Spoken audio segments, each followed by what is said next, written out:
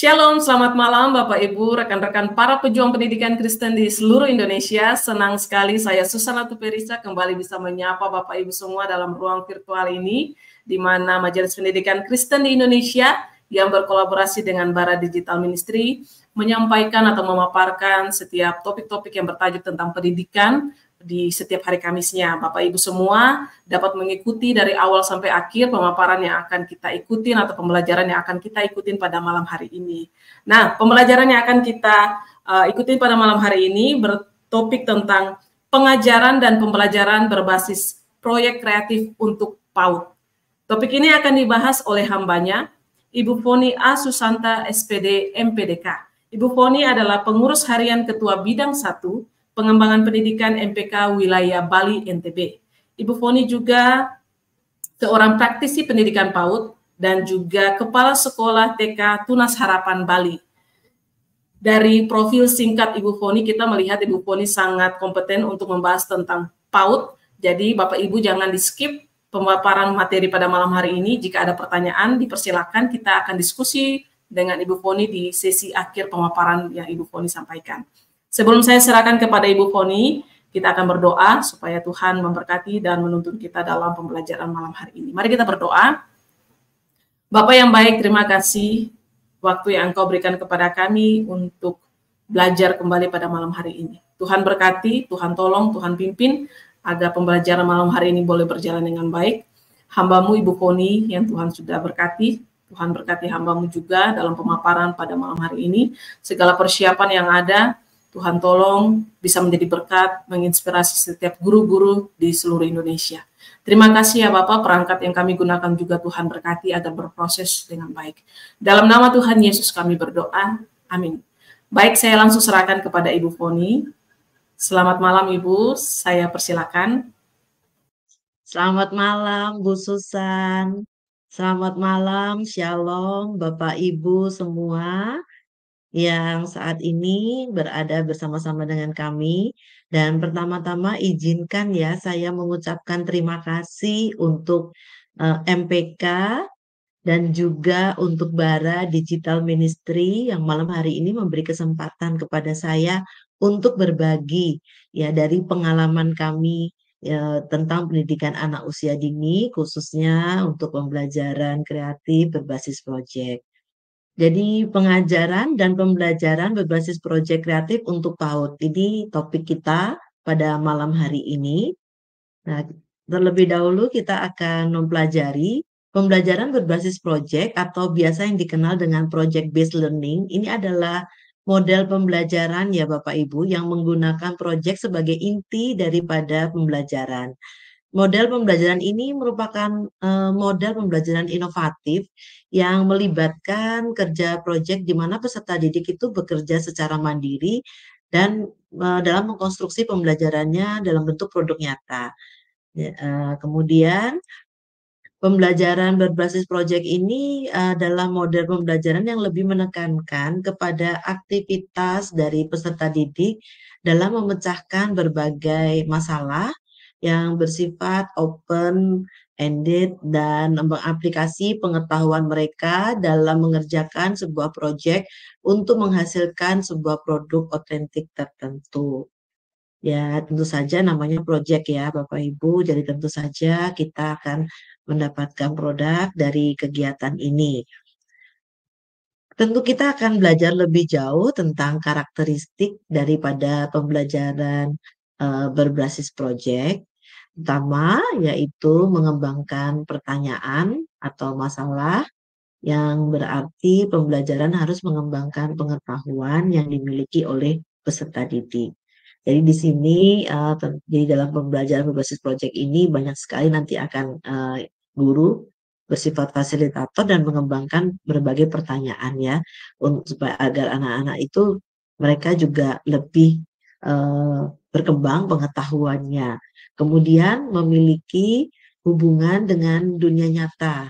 Jadi berarti bahwa pembelajaran yang otentik dan peserta didik itu dihadapkan dengan masalah-masalah yang ada di sekelilingnya dia, ada di sekitarnya dia. Jadi apalagi kalau ini khususnya untuk pendidikan anak usia dini ya Bapak Ibu ya. Jadi anak-anak yang dalam rentan usia masih sangat muda dengan hal-hal permasalahan yang mungkin sederhana yang ada di sekitar mereka. Kemudian selain itu karakteristik yang lain yaitu menekankan kepada tanggung jawab daripada peserta didik, yang merupakan proses peserta didik untuk mengakses informasi dan bahkan untuk menemukan solusi ya yang sedang dihadapi. Jadi masalah yang sedang dihadapi itu apa, bagaimana dengan solusinya. Tentu saja karena ini pendidikan anak usia dini, maka permasalahan yang diangkat maupun solusinya terkadang kelihatan sangat sederhana ya Bapak Ibu, tetapi itu adalah awal dari seorang anak untuk mereka diasah dalam pemikiran mereka secara kritis ya, supaya mereka lebih kritis lagi nanti pada pada saat mereka nanti berkembang. Kemudian penilaian itu juga merupakan salah satu karakteristik dari pembelajaran berbasis proyek. Penilaian itu dilakukan selama proses daripada pembelajaran berbasis proyek ini berlangsung ya Bapak Ibu. Jadi dalam proyek ini berlangsung, guru itu sudah melakukan penilaian dan hasilnya pun juga akan tetap dinilai ya Bapak Ibu. Artinya di sini guru juga sudah mempersiapkan ya instrumen-instrumen yang bakalan digunakan untuk melakukan penilaian daripada pembelajaran berbasis proyek ini. Berikutnya kita akan melihat lebih jauh yaitu langkah-langkah dari pembelajaran berbasis proyek. Nah, Bapak Ibu, ini ada 6 langkah ya yang biasa mencirikan dari pembelajaran berbasis proyek ini. Yang pertama yaitu pertanyaan penentu, atau biasanya kalau saya dengan teman-teman ya di tempat kami kenal dengan istilah pemantik ya, pertanyaan pemantik. Jadi pertanyaan yang istilahnya yang terkait dengan topik yang bakalan akan menjadi proyek. Itu yang kami sering tanyakan ya kepada anak-anak ya. Jadi pertanyaan itu umumnya bersifat terbuka, pertanyaannya, terus kemudian menantang, jadi gitu ya, membutuhkan solusi, membutuhkan pemikiran. Jadi pertanyaan yang mengajak anak-anak untuk berpikir gitu ya. Kemudian kita menyusun perencanaan proyeknya. Setelah kita menyusun perencanaan proyek tersebut, kita mulai melangkah lebih jauh lagi, yaitu dengan menyusun jadwalnya. Jadi jadwal-jadwalnya itu apa saja gitu ya dari pembelajaran berbasis proyek ini. Kemudian yang tidak kalah pentingnya yaitu guru memantau peserta didik dalam kemajuan atau pada saat berproses untuk proyek ini. Nah, ini tentu saja sudah mulai ya. Tadi kan ada penilaian ya Bapak Ibu ya. Nah, penilaian itu juga sudah mulai ya Bapak Ibu. Pada saat kita juga memantau, kita pun juga bisa melakukan penilaian dengan cara mengobservasi. Kemudian seperti yang saya katakan tadi ya, penilaian. Jadi nomor 5 ada penilaian. Jadi penilaian itu berlangsungnya, tentu saja instrumen sudah disiapkan, kemudian berlangsungnya sejak awal ya daripada proyek ini dimulai. Kemudian jangan lupa juga kita ada hasil pengalaman. Nah, hasil pengalaman ini anak-anak diminta ya, tentu saja pengalaman mereka apa nih pada saat mereka belajar dengan berbasis proyek ini, pengalaman mereka apa saja. Biasanya kami lakukan dalam bentuk refleksi ya, maupun umpan balik yang membangun bagi anak-anak. Karena sangat penting bagi mereka untuk bisa melakukan refleksi dari apa yang mereka sudah pelajari. Baik Bapak Ibu, ini langkah-langkahnya untuk pembelajaran berbasis proyek. Dan apa sih sebetulnya keunggulannya sehingga kalau Bapak Ibu juga udah lebih familiar ya. Sekarang kan kita kurikulum merdeka nih Bapak Ibu. Salah satu dari ciri khas kurikulum merdeka selain fleksibel itu yaitu pembelajaran berbasis proyek. Jadi selalu akan ada gitu ya. Pembelajaran berbasis proyek ini akan selalu ada gitu ya Bapak Ibu ya. Jadi keunggulannya apa ya sebenarnya gitu kan. Nah, satu, model pembelajaran berbasis proyek ini bersifat terpadu ya Bapak Ibu ya, dengan kurikulum, sehingga tidak memerlukan lagi tambahan atau apapun dalam pelaksanaan. Kemudian peserta didik itu bisa terlibat aktif di sini ya dalam kegiatan pembelajaran ini, namun topiknya itu selalu terkait dengan dunia nyata di sekitar mereka gitu ya, dan mempraktekkan strategi otentik. Jadi kira-kira apa nih yang bisa dijadikan solusi gitu ya. Ke yang berikutnya tuh peserta didik tuh bisa bekerja sama secara kolaboratif. Jadi mereka bisa bekerja bekerja sama dan untuk memecahkan masalah yang penting bagi mereka ya. Kemudian penemuan, kolaborasi, komunikasi itu juga terasa kemudian dalam mencapai tujuan pembelajaran dan dalam cara-cara yang baru. Jadi mungkin tidak hanya monoton tetapi mereka sudah menemukan cara-cara yang baru yang bahkan yang belum pernah mereka pelajari sebelumnya di dalam pembelajaran berbasis proyek ini. Kemudian meningkatkan kerjasama juga di antara guru dalam merancang dan mengimplementasikan proyek-proyek. Jadi saya percaya guru tidak hanya kerja sendiri, tetapi guru juga akan bersinergi dengan rekannya dan juga dengan bahkan dengan orang tua murid. Mereka akan bermitra dalam menjalankan pembelajaran berbasis proyek ini. Jadi ini keunggulannya dari pembelajaran berbasis proyek. Tentu saja tidak hanya keunggulan ya Bapak Ibu, karena dalam satu model pembelajaran itu kita selalu melihat ada keunggulan dan juga ada mungkin hal-hal yang perlu disikapi atau hal yang perlu diamati, yang perlu diantisipasi begitu ya. Yang biasa kita kenal dengan kelemahan dari pembelajaran berbasis proyek. Yang pasti satu, waktunya tuh panjang ya. Nah, waktunya agak panjang dan kemudian juga ada biaya yang agak besar gitu ya. Karena tentu saja butuh bahan, butuh alat dalam pembuatan proyek ini. Kemudian memerlukan banyak media dan sumber belajar.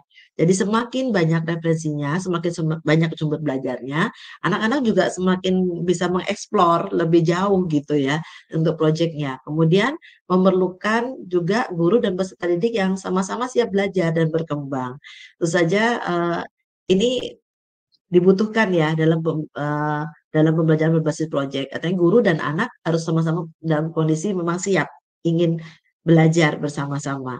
Kemudian ada kekhawatiran juga karena waktunya udah panjang pembelajaran berbasis proyek ini, maka kekhawatirannya dan topiknya juga mungkin yang di dalam proyek itu kan topiknya semakin sempit ya yang dipelajari, maka ada kekhawatiran itu bahwa peserta didik itu tidak menguasai banyak topik akhirnya kalau menggunakan pembelajaran berbasis proyek.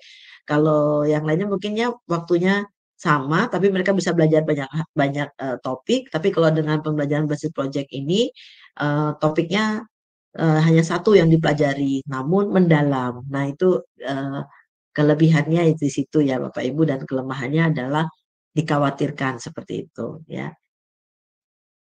Nah, ini saya hari ini memberikan contoh ya, Bu Susan dan Bapak Ibu semua yang malam hari ini ada di sini. Ini adalah contoh sederhana dari pembelajaran berbasis proyek yang ada di PAUD. Ini kemudian kebetulan di PAUD saya ini Bu ya, Bapak Ibu semua. Ini salah satunya yaitu pengolahan sampah.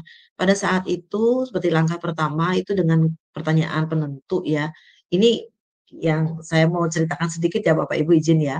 Waktu itu pengolahan sampah ya. Jadi isunya memang isu sampah ya di sekitar anak-anak bahwa sampah itu tidak dikelola dengan baik, sampah itu sangat mengganggu, sampah itu sangat apa ya, membuat mereka tidak nyaman. Karena kebetulan sekolah kami itu di sebelahnya itu sungai, Bapak Ibu. Jadi pas anak-anak ngelihat, mereka lihat ya, sungainya kok kotor gitu ya. Nah, terus kami mulai bertanya kepada mereka, kira-kira apa ya yang nyebabin sungainya kotor? Dan mereka lihat, itu kok banyak sampah ya gitu di dalam sungainya. Nah, disitulah kami mulai bertanya kepada anak-anak, kira-kira gimana nih? Sampah tuh harusnya kayak gimana? Ya nggak boleh dibuang sembarangan. Nah, kita mulai ya, terus kita gimana nih kalau kita coba mengolah sampah? Ya, dan inilah langkah-langkahnya Bapak Ibu ya. Dan pertama memantik dulu ya mereka dengan pertanyaan ya, kenapa sungainya kotor gitu ya. Kemudian kita mulai menyusun perencanaan proyeknya. Jadi lewat modul ajar tentu saja ya. Tapi diawali dengan menggali pertanyaan dari peserta didik dulu gitu. Kemudian mengenalkan peserta didik tentang jenis-jenis sampah. Jadi ada sampah organik, sampah anorganik. Yang paling sederhana dulu Bapak Ibu ya. Kemudian mereka udah memahami bagaimana memilahnya, kemudian terus belajar juga beberapa cara mengolah sampah itu apa aja. Karena kan memang banyak ya Bapak Ibu ya, cara untuk mengolah sampah itu banyak sekali. Nah, kemudian kami memilih salah satunya yaitu pengolahan sampah yang organik, yaitu dengan membuat ekoenzim. Kemudian kami menyusun jadwal dengan ada durasinya di dalam modul ajarnya, dibagi menjadi kegiatan pembuka, inti, dan penutup. Mungkin teman-teman di PAUD sudah familiar ya dengan kegiatan pembuka, inti, dan penutup. Nah, itu yang kita lakukan. Kemudian setelah itu proyek pembuatan ekoenzim ini memperkenalkan bahan dan alat ya Bapak Ibu ya. Jadi bahannya apa aja nih, alatnya apa aja yang dibutuhkan, termasuk cara untuk membuatnya, jadi termasuk rumusnya. Jadi kita memberikan rumusnya kan sederhana ya Bapak Ibu tahu bersama, hanya 1, 3, 10 gitu ya. Kemudian kita ajarkan mereka cara menimbang, cara mengukur air. Jadi mereka mempraktekkan itu secara langsung ya Bapak Ibu ya. Setelah itu mereka bisa mengerjakan secara mandiri tentu saja dengan dipantau oleh gurunya, didampingi oleh para guru, dan proses penilaiannya pun dimulai sejak awal. Kami menyediakan ada rubrik, ada checklist, dan juga catatan anekdot ya. Bagi Bapak Ibu yang ada di PAUD, tentu saja apa yang saya sebutkan ini tidak asing lagi ya, bahwa ada kita menggunakan rubrik, kita menggunakan checklist, dan juga catatan anekdot. Dan setelah berlangsung semuanya, kita akan mulai dari hasil pengalaman itu, ada kegiatan refleksi untuk anak-anak. Jadi anak-anak diajak untuk berefleksi bersama peserta didik lainnya, dan refleksi sederhana ya Bapak Ibu, karena ini anak-anak usia dini. Seperti itu. Jadi setelah selesai pembuatan ekoenzimnya dan pembuatan ekoenzim, kemudian setelah 3 bulan mereka memanen ya ekoenzimnya. Ya, kembali ya memanen ekoenzimnya, kita lihat reaksinya mereka, kita lihat pengalamannya mereka. Kemudian setelah itu kita lanjutkan dengan cara membuat sabun ekoenzim, tetapi dengan cara yang sangat sederhana dan yang aman bagi anak-anak usia dini. Dan ini contoh proyek yang kedua. Izin ya Bu Susan dan teman-teman, saya masih ada 2 proyek lagi yang mau saya jadikan contoh, semoga bisa menginspirasi teman-teman di sini. Kemudian ini adalah membuat jumputan. Jadi anak-anak tuh membuat mengenal pewarnaan dengan teknik jumputan, tapi langsung diaplikasikan di kaos ya, di baju yang bakalan mereka gunakan juga. Nah, ini salah satu proyeknya ya Bapak Ibu ya. Dan ini contoh yang berikutnya, ada pembuatan buku cerita. Jadi pembuatan buku cerita ini juga merupakan proyek ya di sekolah kami ya, di mana anak peserta didik itu mereka membuat buku cerita semua, dan kita kompilasi, kita gabungkan semua jadi satu menjadi buku cerita yang besar. Jadi ini adalah kumpulan buku cerita tentang imajinasi dan kreativitasku oleh siswa-siswi dari TK Tunas Harapan. Baik. Jadi Bapak Ibu teman-teman, ini yang saya bisa paparkan pada hari ini. Semoga bermanfaat dan semoga bisa memberikan inspirasi ya, khususnya buat teman-teman para pendidik, guru di pendidikan anak usia dini. Ya, nanti kalau ada yang mau lihat untuk e-booknya, bisa kok Bu, nanti saya kirimkan linknya ya, karena mungkin filenya karena besar. Baik, saya kembalikan ke Ibu Susan. Baik, terima kasih Bu Foni untuk pemaparan materi yang sangat luar biasa. Bukan hanya materi, tapi juga ada contoh-contoh aplikatif yang sudah dilaksanakan di TK yang di mana Ibu berada ya, Bu ya? TK Tunas Harapan ya, Bu ya? Iya benar, Bu. Wah, luar biasa. Jadi sudah ada contohnya ya Bapak Ibu, rekan-rekan semua sudah ada contoh. Jika mungkin Bapak Ibu membutuhkan arahan-arahan atau bagaimana dari Ibu Foni, bisa langsung DM ke media sosialnya MPK. Nanti MPK akan berkoordinasi dengan Ibu Foni selanjutnya. Terima kasih Ibu Foni untuk pemaparannya. Kita ada beberapa pertanyaan Bu yang masuk berkaitan dengan materi yang Ibu sampaikan pada malam hari ini. Ada pertanyaan Bu, bagaimana guru bisa mendorong keterlibatan orang tua yang mungkin tidak memiliki banyak waktu ya atau minat dalam mendukung proyek kreatif anak-anak di rumah ini, mengingat banyak orang tua bekerja, tapi tidak punya waktu dengan anak. Nah, bagaimana Bu? Apakah ada dorongan dari guru atau bagaimana solusinya? Silakan. Baik, terima kasih buat Bapak Ibu yang sudah bertanya. Itu pertanyaannya luar biasa bagus ya. Nah, begini Bu Susan, Bapak Ibu perlu ketahui ya bahwa TK Tunas Harapan ini TK yang mungkin boleh saya bilang agak berbeda dengan TK-TK yang ada, karena TK kami ini adalah TK gratis, Bu Susan. Jadi memang di sekolah kami tidak berbayar ya, baik uang pangkal maupun SPP-nya gitu. Dan memang dipersembahkan bagi masyarakat. Tentu saja Bapak Ibu kalau sudah dengar seperti itu bisa membayangkan ya Bapak Ibu orang tua di tempat saya itu dari kalangan mana gitu kan. Nah, itu saja saya merasa bahwa orang tua di tempat kami itu sangat baik kerjasamanya gitu. Kenapa mereka memiliki kemauan dan kerjasama yang baik ya di tempat kami? Kan padahal mereka sibuk, kok dikatakan sibuk, sibuk banget karena mereka juga bekerja, bahkan mereka mungkin yang tidak bisa dengan mudahnya ya meninggalkan tempat pekerja mereka gitu loh. Tapi kenapa mereka mau dan terlibat aktif?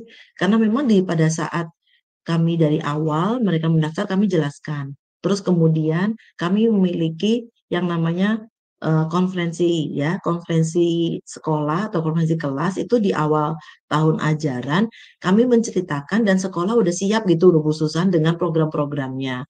Dan kami detail, jadi kalender pendidikan di sekolah kami itu udah lengkap Bu dengan tanggal-tanggalnya. Jadi proyek itu mau tanggal berapa, orang tua tuh udah tahu Bu. Satu semester di depan orang tua sudah tahu. Sehingga orang tua kami katakan ini sudah fix tanggal-tanggalnya. Jadi mohon Bapak Ibu bisa berkoordinasi. Maksudnya yang butuh izin dari kantornya, yang butuh apa namanya waktu ya, mungkin bisa ada yang bekerja pakai shift, mungkin harus tuker dengan temennya dan sebagainya. Nah, ini kami berikan ruang bagi orang tua juga untuk mengejas ya agenda mereka disesuaikan dengan agenda sekolah. Dan kami juga memberikan pemahaman ya Bapak Ibu kepada orang tua bahwa sekolah itu kami nggak bisa sendiri gitu. Bahwa kami ini adalah partner sebenarnya. Tugas utama yang Tuhan berikan bagi orang tua itu untuk mendidik dan mengasuh anaknya itu adalah tugas utama orang tua gitu ya. Sekolah tuh hanya menemani Bu, kalau istilah saya itu, kami hanya menemani orang tua gitu, dan membantu orang tua. Tapi bagaimanapun juga pendidik utama itu adalah di orang tua. Jadi dengan kesadaran seperti itu, maka orang tua sangat mengupayakan untuk hadir. Dan puji Tuhan, sampai sekarang saat ini kalau kami selalu ada pertemuan dan angka kehadiran tuh selalu di atas 70% gitu. Karena orang tua selalu berkomitmen untuk ada bersama-sama kami dan kemitraan antara orang tua dengan sekolah itu memang terlihat sangat baik gitu. Jadi itu mungkin salah satu tips yang bisa, dan kami punya media ya Bu ya seperti WAG ya, WA group dan sebagainya. Jadi selalu orang tua punya tempat untuk berkonsultasi dan berdiskusi di dalamnya. Itu saja Bu. Baik, terima kasih Bu Koni. Berarti luar biasa ya cara-cara yang diupayakan dari sekolah untuk mengingatkan ke orang tua. Ada Google Calendar, bahkan cara-cara dengan komunikasi by grup, itu sudah sangat menolong supaya orang tua mempersiapkan jauh-jauh hari. Terima kasih Bu Koni. Ini bisa juga diadopsi oleh sekolah-sekolah yang lain ya Bu ya. Yang Benar-benar Bu. Ya. Terima kasih Bu Koni untuk pencerahannya. Ada beberapa pertanyaan lagi Bu. Ini mengingat begitu banyak anak-anak yang diajar dengan karakter yang berbeda-beda, apalagi anak-anak PAUD ya Bu ya. Bagaimana Bu cara mengatasi kesulitan-kesulitan yang dalam lapangan Ibu sudah pernah alami untuk memotivasi anak-anak yang mungkin kurang tertarik Bu, atau yang kurang percaya diri dalam berpartisipasi dengan proyek kreatif yang dilakukan di sekolah. Mungkin Ibu ada pengalaman dengan anak-anak yang begini? Iya, baik. Ini juga pertanyaan luar biasa ya. Bapak Ibu ya. Nah, Bu Susan dan Bapak Ibu juga yang lainnya, terutama yang bertanya yang terima kasih banget. Masih ingat ya bahwa kita masuk kurikulum Merdeka ini selalu diingatkan untuk pembelajaran berdiferensiasi. Jadi pembelajaran berdiferensiasi itu adalah kita memang memberikan ruang kepada anak karena kita menghargai keberbedaan itu gitu. Jadi memang setiap anak itu unik dan Tuhan menciptakan mereka tidak pernah ada yang sama satu dengan yang lain. Itulah keunikannya.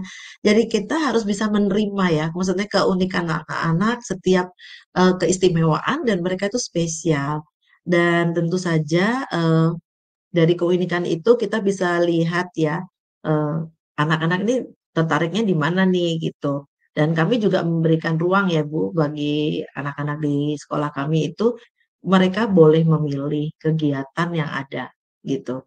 Nah, pada saat pembelajaran berbasis proyek ini, biasanya anak-anak itu kami tidak menghadirkan hanya satu kegiatan saja, tetapi beberapa kegiatan yang memang topiknya tetap sama ya, topiknya tetap sama, kayak tadi pengolahan sampah.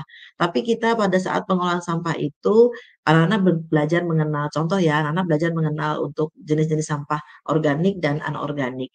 Maka yang media yang kami gunakan untuk mereka mengenal jenis-jenis sampah organik dan non-organik ini nggak cuma hanya satu media, Bapak Ibu. Jadi ada beberapa media. Makanya tadi saya katakan ya, salah satu kelemahan dari pembelajaran basis project ini, medianya mesti banyak gitu.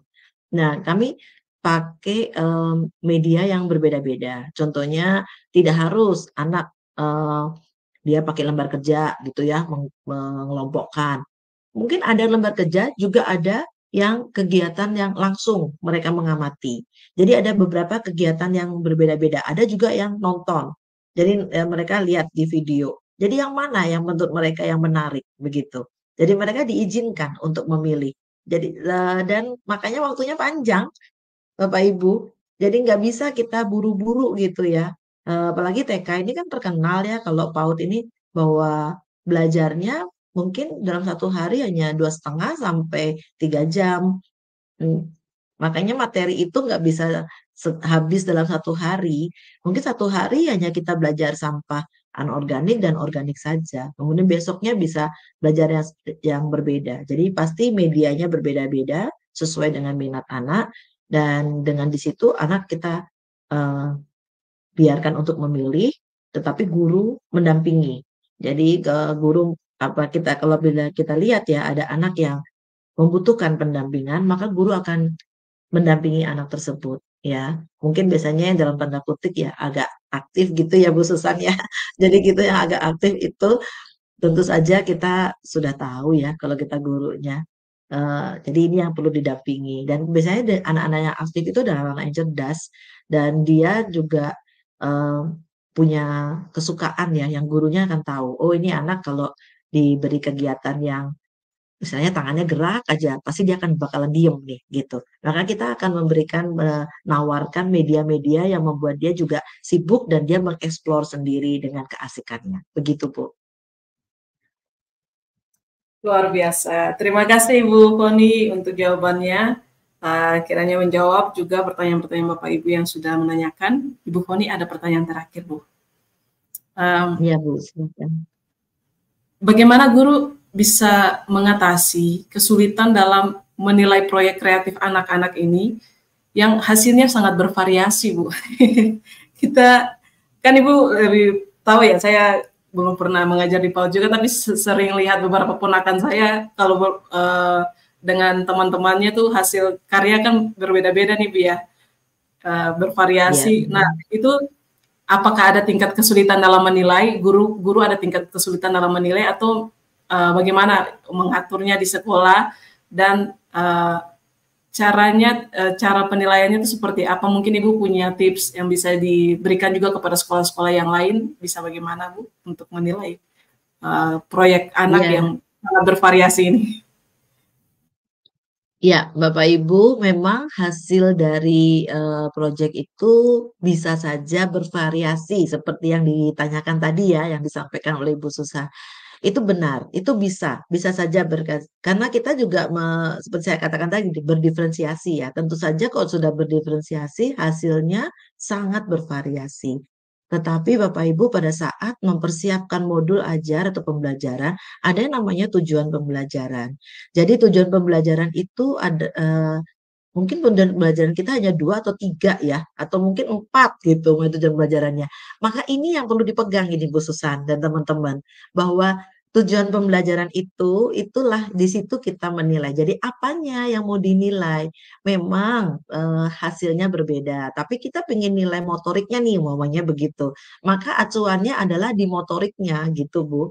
Walaupun produknya atau hasilnya berbeda, tetapi yang dinilai oleh guru itu adalah yang ada di dalam tujuan pembelajarannya. Tentu saja dengan itu guru akan tertolong Ibu, dan kemudian pada saat itu tentu saja kalau dengan rubrik akan sangat membantu. Karena kalau kita dengan skala 3 atau skala 5 di dalam rubrik kita, maka kita akan tahu Bu, yang disebut berkembang itu seperti apa, yang disebut layak itu seperti apa, indikatornya, dan yang mahir itu harus seperti apa. Nah, itu bisa terlihat dalam proses dia pembuatan maupun di dalam hasil akhirnya. Ya, semoga itu menolong ya Bapak Ibu. Dan baik Bu. Baik, terima kasih Bu Foni untuk jawabannya. Kita ada dalam sesi akhir dari live streaming kita malam hari ini, pembelajaran kita malam hari ini. Saya persilakan untuk Ibu Foni bisa menyampaikan closing statement dan juga bisa ditutup langsung dalam doa. Baik, Bapak Ibu, bahwa pendidikan anak usia dini ini memerlukan pembelajaran yang kreatif dan inovatif dan bermakna, ya. Dan hal ini bisa kita capai salah satunya melalui pembelajaran berbasis proyek. Namun yang terlebih penting daripada itu adalah anak-anak usia dini ini membutuhkan guru yang mengasihi mereka. Jadi dan membutuhkan guru yang bersedia untuk berlelah-lelah dan meluangkan waktu untuk mempersiapkan sehingga mereka bisa bermain dan belajar bermakna di dalam proses pembelajarannya. Itu saja, Tuhan memberkati. Mari kita berdoa. Bapa yang kami sembah di dalam nama Tuhan kami Yesus Kristus, kami mengucap syukur untuk malam hari ini Tuhan. Kami boleh ada bersama-sama di ruang ini untuk belajar dan mempersiapkan diri kami untuk lebih baik lagi, Tuhan. Kami boleh mengajar anak-anak yang Tuhan sudah percayakan di dalam kelas kami. Pimpin kami dengan hikmat yang datangnya daripada-Mu, supaya kami bisa memberikan yang terbaik bagi anak-anak kami, Tuhan, bagi anak didik kami. Terpujilah nama-Mu, kami mengucap syukur buat waktu-waktu yang Tuhan sudah berikan bagi kami. Dalam nama Yesus kami berdoa. Amin. Sekali lagi terima kasih Ibu Foni untuk malam hari ini, di mana berkat yang Tuhan berikan melalui Ibu Foni kita bisa belajar tentang pendidikan anak usia dini. Bapak Ibu semua yang mungkin terlewat dari awal bisa mengikuti balik lagi untuk mengikuti siaran ulangnya, dan jika ada pertanyaan bisa disampaikan di media sosial MPK, dan mungkin kami akan langsung berkoordinasi dengan Ibu Foni. Terima kasih Bu Foni, Tuhan memberkati Ibu dalam setiap tugas, tanggung jawab, dan pelayanan yang Tuhan percayakan. Keluarga juga Tuhan berkati. Bapak Ibu semua yang mengikuti juga Tuhan Yesus berkati. Kita jumpa lagi di minggu depan dengan narasumber dan topik-topik yang lebih menginspirasi lagi kita semua. Tuhan Yesus memberkati kita semua. Selamat malam.